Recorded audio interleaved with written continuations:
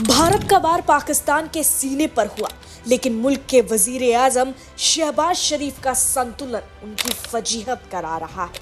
पाकिस्तान सरेआम गिड़गिड़ा रहा है, रहम की भीख मांग रहा है, प्रधानमंत्री मोदी के दोस्तों के दरवाजे खटखटा रहा है।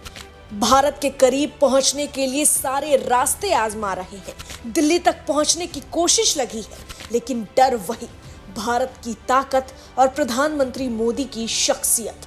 जी हाँ, ये कहानी नहीं, ये दक्षिण एशिया की बदलती चाल है, जहां हर कदम का असर सीमाओं से बहुत दूर तक जाता है। आपको याद होगा अक्टूबर 2024 एससीओ समिट इस्लामाबाद जब पाकिस्तान मेजबान कर रहा था। शहबाज शरीफ प्रधानमंत्री मोदी को बुलाने के लिए तरस रहे थे, लेकिन पीएम मोदी ने जाने से इनकार कर दिया और भारत का प्रतिनिधित्व करते हुए विदेश मंत्री एस जयशंकर पहुंचे थे। 10 साल बाद पहली बार कोई भारतीय विदेश मंत्री पाकिस्तान की धरती पर बहुपक्षीय बैठक में पहुंचे, लेकिन मुल्क को साफ मैसेज दिया था कि नापाक मंसूबे को छोड़ने के बाद ही भारत उनसे कोई बात करेगा। अगस्त 2025 तियानजिन चीन का एचसीओ समिट, तस्वीर बदल गई। इस बार सीधे नरेंद्र मोदी मैदान में थे और वही फ्रेम था, मोदी, पुतिन और शी जिनपिंग। ये सिर्फ फोटो ऑप नहीं, ये था भारत की कूटनीति का प्राइम टाइम मोमेंट। भारत चीन रिश्तों पर बातचीत प्रतिस्पर्धा नहीं, साझेदारी थी। बॉर्डर पर शांति और ट्रेड डेफिसिट घटाने पर सहमति, यानी भारत अब सिर्फ टेबल पर बैठा नहीं बल्कि एजेंडा सेट कर रहा है। यहाँ प्रधानमंत्री ने चीन पहुंचकर सीधे सीधे पाकिस्तान को ये संदेश दिया कि शहबाज शरीफ की हैसियत उन्हें बुलाने की नहीं है। बहरहाल आपको बता दें कि शहबाज शरीफ के लिए समिट आसान नहीं था। रूस भारत की दोस्ती पूरी दुनिया ने देखी और यहाँ पाकिस्तान को कहना पड़ गया कि हम इंडिया रूस रिश्तों का सम्मान करते हैं, लेकिन हमें भी रूस से मजबूत रिश्ते चाहिए। जिससे ये साफ है कि एक तरफ भारत है जिससे चीन और रूस जैसे देश नजदीकियां बढ़ाना चाहते हैं, लेकिन पाकिस्तान को अपनी जगह बनानी पड़ रही है। और पुतिन से शहबाज की लाइनें तो जैसे उनकी बेबसी बयां कर गई। भारत से आपके रिश्ते ठीक हैं, लेकिन पाकिस्तान भी चाहता है कि मॉस्को इस्लामाबाद के बीच गहरी दोस्ती हो। यानी पाकिस्तान अब भारत रूस की नजदीकी से शिकायत नहीं कर रहा, बल्कि खुद उस घेरे में घुसना चाहता है। लेकिन सवाल है कि क्यों? जवाब 2 परतों में छुपा है, पानी और प्रहार। पहली परत, सिंधु का पानी। पाकिस्तान के लिए वाटर सिक्योरिटी उसकी सबसे बड़ी कमजोरी है। यूएनडीपी की रिपोर्ट बताती है कि पानी का लेवल प्रति व्यक्ति 500 घन मीटर से नीचे।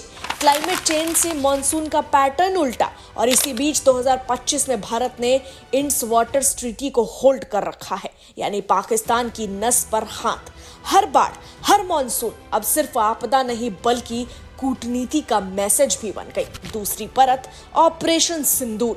22 अप्रैल 2025 पहलगाम आतंकी हमला, जहां 7 और 8 मई की रात भारत का करारा जवाब मिला।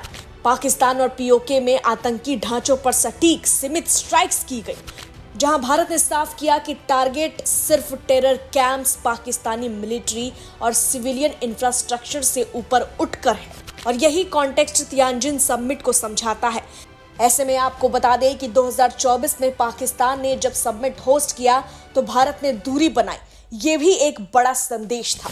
जबकि 2025 में चीन ने होस्ट किया तो मोदी ने सीधे एंट्री मारकर रूस, चीन, भारत की ट्रायंगल केमिस्ट्री दिखा दी। नतीजा, भारत ने बैलेंस भी किया और ऑटोनॉमी भी रखी। न अमेरिका विरोधी ब्लॉक, न चीन की शर्तों पर साइन अप, सिर्फ इंडिया फर्स्ट डील मेकिंग।